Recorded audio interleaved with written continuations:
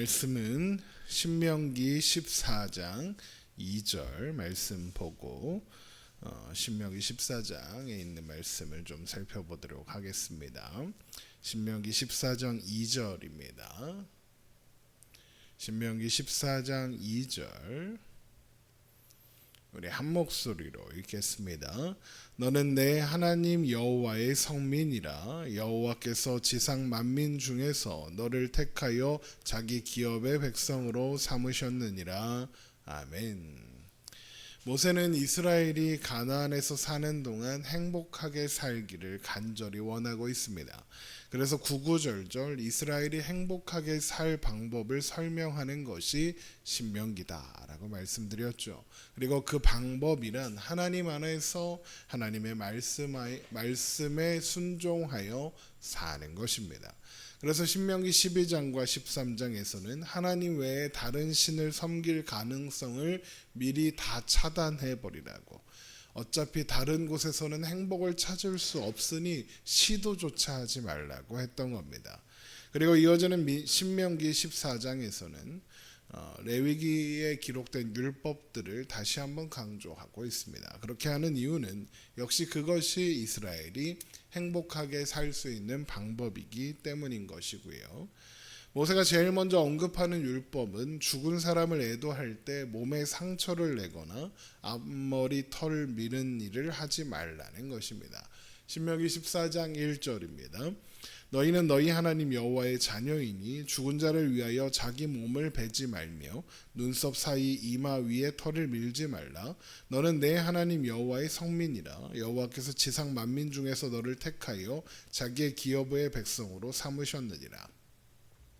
이것을 레위기 19장 27절에서 28절에 나오는 규례를 다시 언급하는 것인데, 죽은 자 때문에 이런 행동을 한다라는 것은 어떤 죽은 자를 슬퍼하고 애도하기 위한 것을 말하는 게 아닙니다. 이런 행동은 죽은 자를 위한 제사, 그러니까 조상이나 죽은 왕처럼 어떤 죽은 사람을 신적인 존재로 여기고 숭배하기 위해서 행해지는 행위를 가리키는 겁니다. 일종의 우상 숭배이며 하나님을 떠나는 행동인 거죠. 우리가 이미 다 알고 있지만 죽은 자는 신이 될 수 없습니다. 말 그대로 죽은 자이기 때문입니다. 생사화복의 주권은 오직 하나님께만 있고, 죽은 자가 살아서 아무리 대단한 존재였다 하더라도 그의 생명과 죽음에 대한 권한도 오직 하나님께만 있습니다. 그러므로 죽은 자는 살아있는 자들의 세계에 아무런 영향을 미칠 수 없는 겁니다. 그리고 이 개념을 확장하면 모든 이방신, 모든 우상은 죽은 자들이고 아무것도 아닙니다. 그래서 고린도전서 8장에 보면 우상은 이 세상에서 아무것도 아니다 이렇게 이야기하는 겁니다. 우상은 아무것도 아닙니다. 하나님만이 실존하십니다. 그리고 우리는 그분의 백성, 그분의 자녀들입니다. 그러므로 우리는 죽은 자는 물론이고 그 어떤 다른 신도 두려워할 필요가 없다라는 거죠. 그래서 신명기 14장 1절이 너희는 너희 하나님 여호와의 자녀이니 라고 시작하는 겁니다. 너희는 하나님의 자녀이니 죽은 자를 위해 무언가 함으로써 다른 신에게 행복을 부탁할 필요가 없다는 거죠. 너희의 행복을 책임지시는 것은 너희의 아버지 되시는 하나님이다 라는 겁니다. 이어서 나오는 가증한 것은 무엇이든 먹지 말라는 규례도 같은 맥락에 있습니다. 신명기 14장 3절입니다. 너는 가증한 것은 무엇이든지 먹지 말라.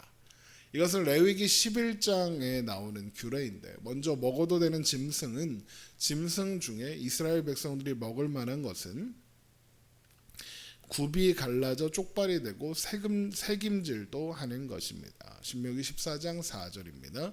너희가 먹을 만한 짐승은 이러하니 곧 소와 양과 염소와 사슴과 노루와 불구스름한 사슴과 산염소와 볼기가 흰 노루와 뿔이 긴 사슴과 산양들이라. 짐승 중에 굽이 갈라져 쪽발이 되고 새김질도 하는 모든 것은 너희가 먹을 것이라. 이 조건에 해당하지 않거나 두 가지 조건 중 하나만 충족하고 하나는 충족하지 못하는 경우는 가증한 것이 되므로 먹으면 안 된다 그럽니다. 신명기 14장 7절입니다. 다만 새김질하거나 굽이 갈라진 짐승 중에서도 너희가 먹지 못할 것은 이것이니 곧 낙타와 토끼와 사반 그것들은 새김질은 하나 굽이 갈라지지 아니하였으니 너희에게 부정하고 돼지는 굽이 갈라졌으나 새김질을 못함으로 너희에게 부정하니 너희는 이런 것의 고기를 먹지 말 것이며 그 사체도 만지지 말 것이라 이렇게 돼 있죠. 아마도 이런 기준은 당시에 이미 가축화되어 있던 짐승들을 전제로 해서 세워졌다라고 볼 수 있습니다. 바로 소와 양과 염소를 기준으로 하는 겁니다. 그리고 이 짐승들은 하나님께 드릴 수 있는 제물이기도 하죠. 그러면 돼지도 가축인데 왜 죄어되었습니까? 고대 사회에서는 돼지를 가축으로 키우지 않았습니다. 왜냐하면 돼지는 사람과 먹는 것을 공유하기 때문에 그렇죠. 그래서 돼지를 키우는 것보다 사람이 먹는 게 더 나은 겁니다. 그래서 레위기 11장 45절을 보면 하나님께서 정하고 부정한 것을 가르는 규례를 주시는 이유를 내가 거룩하니 너희도 거룩할지어다 라고 하는 겁니다. 하나님 앞에 거룩하게 구별할 수 있느냐 없느냐가 정한 짐승과 부정한 짐승을 가르는 기준이 되는 거죠. 신명기 14장에서는 제사에 사용하지 않는 노루, 사슴, 산염소, 산양은 먹어도 된다고 하시지 않냐. 그러면 노루, 사슴 같은 것들도 제사에 사용할 수 있는 것이 아니냐 이런 생각을 할 수 있죠. 이론상으로는 가능합니다. 왜냐하면 아브라함이 이삭을 대신하여 산에 있던 양, 산양을 잡아서 제사를 드리기도 했던 것 우리는 알고 있으니까요. 하지만 그런 짐승들을 하나님께 드리는 제사에 사용하기 까다로운 것은 그런 짐승들을 잡으려면 사냥을 해야 하는데 그러면 사냥을 하는 순간부터 이미 흠이 없는 상태가 아닌 겁니다. 뿐만 아니라 흠을 내지 않고 잡았다 하더라도 그 짐승이 흠없는 짐승인지 아닌지 분별하기가 까다롭겠죠. 물론 까다롭기는 하지만 그런 짐승들도 흠없이 포획할 수만 있다면 아브라함의 제사처럼 그냥 나무에 뿔이 걸려서 그런 상황이라면 제사에 사용할 수 있었을 겁니다. 하지만 아브라함처럼 특별한 경우가 아니고서야 기르는 가축이 있는데 굳이 어렵게 사냥까지 해서 야생동물을 잡아다가 제사에 사용할 필요는 없었을 겁니다. 그런데 이렇게 정한 짐승과 부정한 짐승을 구분하는 규례가 정한 짐승이 다른 짐승보다 더 우월하다거나 더 특별하다거나 하는 의미는 아닙니다. 하나님께서 창조하신 모든 피조물은 모두 선합니다. 하나님이 이스라엘 백성들의 음식이 그저 이방 민족들과 다르기를 원하신다라는 거죠. 왜 이 기준으로 정하고 부정한 것을 정하시고 음식이 달라지게 하시기를 원하느냐? 주로 먹는 음식에 따라서 생활 방식이 달라지기 때문입니다. 앞에서도 말씀드린 것처럼 돼지를 먹지 않는 것은 그만큼 사람과 먹는 것을 공유하기 때문에 잉여 식량이 많지 않으면 돼지를 가축으로 키울 수가 없는 것처럼 이게 이런 문화가 있는 거죠. 그러니까 먹는 음식에 따라서 생활 방식이 달라지고 생활 방식이 달라지면 사고 방식이 달라지고 사고 방식이 달라지면 세계관이 달라지는 겁니다.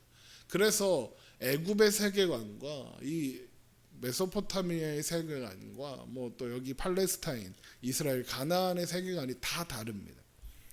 그리고 그런 변화는 하나님을 떠나는 원인이 될 수 있죠.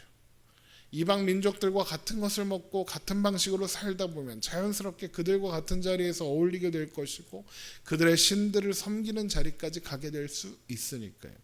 그래서 하나님은 이스라엘 백성들이 이방 민족들과 구별된 방식으로 존재할 것을 요구하시는 겁니다. 하나님의 백성들은 하나님 없는 이방 민족들의 생활 방식을 따라가지 말아야 한다는 거죠. 그래서 레위기 18장을 보면 이런 말씀이 있는 겁니다. 우리 레위기 18장을 한번 찾아볼까요? 레위기 18장 1절입니다.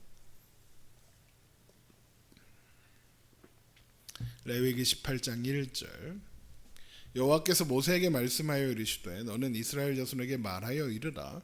나는 여호와 너희의 하나님이니라. 너희는 너희가 거주하던 애굽 땅의 풍속을 따르지 말며 내가 너희를 인도할 가나안 땅의 풍속과 규례도 행하지 말고 너희는 내 법도를 따르며 내 규례를 지켜 그대로 행하라. 나는 너희의 하나님 여호와이니라. 너희는 내 규례와 법도를 지키라. 사람이 이를 행하면 그로 말미암아 살리라. 나는 여호와이니라. 애굽 땅의 풍속, 가나안 땅의 풍속을 따르지 말고 하나님의 법도와 하나님의 규례를 지켜 행하면 그로 말미암아 살 것이라 그럽니다. 이 말씀은 하나님의 법도와 규례를 안 지키면 다 죽는다, 이런 의미 이상으로 하나님의 통치에서, 하나님 안에서 벗어나면 위험하다, 하나님 통치 밖으로 나가면 죽을 수밖에 없다, 그러니까 하나님 안에만 있어라. 하나님의 백성들은 하나님 안에서, 하나님의 통치 안에서 살아갈 때만 살 수 있고 진정한 행복과 안위를 누릴 수 있다라고 하는 겁니다. 그러니까 음식의 규례를 포함하여 모든 율법과 규례는 하나님께서 이스라엘 백성들을 규례로 얽매고 까다롭고 괴롭히려고 주시는 명령이 아니라 오히려 그들을 안전하게 보호하시기 위해서 이방 민족들과 구별된 하나님의 백성으로 존재하며 하나님 안에서만 누릴 수 있는 참된 행복과 안식과 위로를, 격려를 누리며 살게 하시기 위해서 주시는 사랑의 안전장치 같은 거다라고 할 수 있는 겁니다. 다시 신명기로 돌아와서 신명기 14장 9절부터 보면 물에 있는 것 중에 먹을 것과 먹지 말아야 할 것, 새 중에서 먹을 것과 먹지 말아야 할 것을 나누는 것도 마찬가지 맥락에서 나옵니다.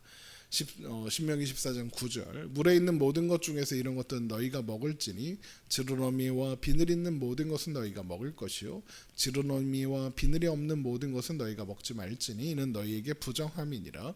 정한 새는 모두 너희가 먹으려니와 이런 것은 먹지 못할지니 곧 독수리와 솔개와 물수리와 매와 새매와 매의 종류와 까마귀 종류와 타조와 타흐마스와 갈매기와 새매 종류와 올빼미와 부엉이와 흰 올빼미와 당아와 오름과 노자와 학과 황새 종류와 대승과 박쥐며 또 날기도 하고 기어다니기도 하는 것은 너희에게 부정하니 너희는 먹지 말 것이나 정한 새는 모두 너희가 먹을 것이니라.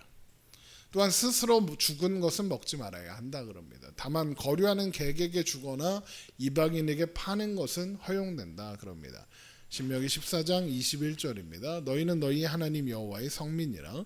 스스로 죽은 모든 것은 먹지 말 것이나 그것을 성중에 거류하는 객에게 주어 먹게 하거나 이방인에게 파는 것은 가하니라 그러죠. 같은 고기인데 이스라엘은 먹으면 안 되고 성중에 거류하는 객이나 이방인은 먹어도 된다, 이 말인데 이것은 그 자체로 그 고기 자체에 무슨 문제가 있어서 이런 금지를 하는 게 아니다라는 것을 보여주는 겁니다. 그러면 왜 이스라엘은 이걸 먹으면 안 되느냐? 스스로 죽은 짐승은 피가 제대로 빠지지 않았을 가능성이 크고 무엇보다도 정상적인 도살의 정착, 그러니까 하나님이 정하신 방식을 거치지 않은 거죠. 그러니까 음식 자체가 문제가 아니라 하나님의 성민답게 구별되어야 한다는 정체성의 문제다라는 거죠. 그래서 너는 내 하나님 여호와의 성민이 됨이라 라는 말로 시작한 겁니다. 다만 레위기 17장 15절에서 16절에 따르면 이스라엘 중에 거류하는 자, 그러니까 이스라엘 공동체에 편입되어 이스라엘 사람으로 살기로 한 거류민은 여기에 해당하지 않습니다. 그는 이스라엘 공동체의 규례를 적용받는 사람이고 때문에 스스로 죽은 것을 먹으면 부정해지고 정결 예식을 해야 하는 겁니다. 물론 그것도 부지 중에 먹은 것만 해당하는 거죠. 레위기 11장을 보면 스스로 죽은 짐승이나 들짐승에게 찢겨 죽은 짐승의 사체는 부정하기 때문에 만지는 것만으로도 부정해집니다. 그럼에도 불구하고 부정한 짐승의 사체를 먹었다는 건 그런 고기인 줄 모르고 먹는 상황이 아니었다면 일어나기 어려운 상황인 거죠. 그래서 아마도 신명기 14장 21절의 상황일 때 이스라엘 사람이 직접 그 고기를 만지거나 다루는 게 아니라 객이나 이방인이 스스로 가져다가 먹거나 사가게 했을 겁니다. 이스라엘 백성이 손을 대면 부정해지니까요. 그러면서 마지막에 신명기 14장 21절 후반절에 염소 새끼를 어미의 젖에 삶으면 안 된다 그럽니다. 너는 염소 새끼를 그 어미의 젖에 삼지 말지니라. 이것은 출애굽기 23장 19절과 34장 26절에 나오는 규례인데, 이것을 금지하는 것은 이방 종교 예식에서 그런 방식을 사용하기 때문이었다라고 합니다. 그러니까 이방 종교 예식을 따라하지 말라는 겁니다. 왜 그래야 합니까? 이스라엘 백성들이 의지하고 섬겨야 하는 대상은 이스라엘을 책임지시는 오직 하나님뿐이시니까요. 결국 모세가 하고 싶은 말은 일관됩니다. 하나님 안에서만 행복할 수 있으니 하나님 안에서 하나님의 백성으로 살라는 겁니다. 그것이 정하고 부정한 음식의 규례에 담긴 의미인 겁니다. 그리고 오늘을 사는 우리들도 마찬가지죠. 물론 오늘을 사는 우리에게는 이 음식의 규례는 중요하지 않습니다. 돼지고기 먹어도 아무 상관없습니다. 과거에는 돼지고기를 먹는다라는 것이 바알 숭배와 연결되는 시대였지만 지금은 그렇지도 않을 뿐더러 예수님께서 십자가에 죽으심으로 부활하심으로써 부정한 모든 것을 정하게 하사 이스라엘과 이방인의 기준을 무너뜨리셨기 때문입니다. 또한 마가복음 7장을 보면 예수님은 입으로 들어가는 음식이 아니라 사람의 마음에서 나오는 온갖 악한 생각이 사람을 더럽게 한다라고 하시면서 이러므로 모든 음식물은 깨끗하다라고 선언하기도 하셨습니다. 그리고 또 사도행전 10장에도 베드로가 환상 중에 부정한 짐승들을 담은 그 접시에 있는 걸 먹어라 그러니까 안 먹는다고 자꾸 버티니까 하나님 뭐라고 하세요? 내가 정하다고 한 걸 네가 왜 부정하다 하느냐라는 말씀도 있죠. 그래서 우리는 더 이상 음식의 규례는 지키지 않는 겁니다. 하지만 그 규례 안에 담겨있는 정신, 하나님의 백성은 하나님 없는 세상과 구별된 존재로서 살아가야 한다는 그 정신은 여전히 유효하죠. 하나님께서 아들이신 예수 그리스도를 통하여 우리를 하나님의 자녀로 하나님의 백성으로 구별하셨으니까요. 그러므로 우리는 더 이상 세상의 가치와 생활 방식을 따라 살 수는 없는 겁니다. 우리는 불신자요 이방인으로 살던 때와 다른 존재로 살아야 하는 겁니다. 하나님이 우리를 그렇게 여호와의 성민으로 구별하셨으니까요. 또한 우리 안에 계시는 성령님께서 우리를 그렇게 살아갈 수밖에 없도록 인도하실 겁니다. 지금 이스라엘 백성들이 너희는 여호와의 성민이라는 말에 어울리지 않잖아요. 그런데 하나님이 그렇게 선언하시고 그런 백성들로 만들어 가시는 것처럼 우리들 또한 그렇게 하시는 겁니다. 왜 그렇게 하시겠습니까? 하나님의 백성들은 하나님 안에 있을 때에만 참된 행복을 누리며 살 수 있으니까요. 그러므로 여러분 오늘도 주님 안에서 거룩하신 하나님의 거룩한 사람으로 세상의 흐름과 가치에 휘둘리지 아니하고 하나님의 하나님 되심만을 바라보고 의지하여 그 사랑에 붙들려 사는 우리가 되기를 주님의 이름으로 축원합니다. 기도하겠습니다.